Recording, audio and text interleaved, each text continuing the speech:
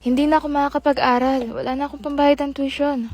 Ano? Hindi sila pumayag ng promissory, babe? Hindi na daw pwede kapag may balance pa eh. Hindi. Mag-aaral ka. Sabay tayo magtatapos. Okay lang, mahal. Kahit mauna ka na muna sa akin. Hindi. Gagawan ko to ng paraan.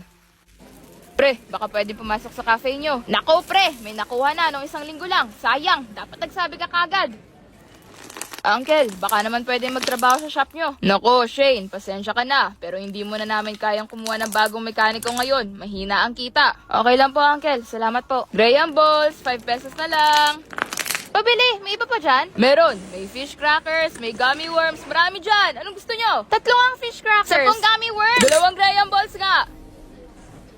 Oh, pre, kahit anong trabaho, basta hindi illegal, go na ako dyan. Sige, rekomenda kita. Anak, kailangan mo ng pera? Yes, ma'am. Para saan? Para po kay Kara. Hindi po kasi siya makapag-aral hanggang hindi siya nakakabayad ng tuition. Mahal na mahal mo talaga si Kara, no? Opo, ma. Gusto ko sana na sabay kami makatapos. Dapat sinabi mo na lang sa akin. Bibigyan naman kita. Huwag, ma. Gusto ko po siyang paghirapan. Para po kay Kara to eh. Ayoko naman pong iasa sa inyo. Hay, naku kang bata ka. Ang swerte talaga ni Kara sa'yo. Sa Ortigas tayo, ma'am? Opo, kuya. Kahit sa pangalawang kanto lang. Okidoki. Buti na lang may isang nag-resign. Ikaw kagad sinabi ko kay TL. Salamat, pre, ha? Utang na loob ko sa'yo to. Sus, wala yun. Kapatid kita sa ibang nanay, no? Sige, ako nagagawa at magpapaprint. Bayaran mo na lang ako 1K. Grabe naman sa 1K. 900 lang yan eh. Syempre, labor pay ko. Sige na, sige na. Yan. Lakas ko talaga sa'yo. O, eto mga wala sa bahay. Sige po, Nay. Ako nang bahala dito. Ang sipag mo talagang bata ka. Eto, 500 para sa iyo. 20,000. Yes! Sakto na to, pambayad ni Kara sa tuition. Surprise ko si Mahal.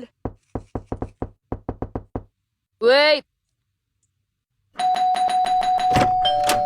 Ay, nasan si Kara? Nasa CR lang. Sige, hintayin ko na lang dito sa salas. By the way, sino ka?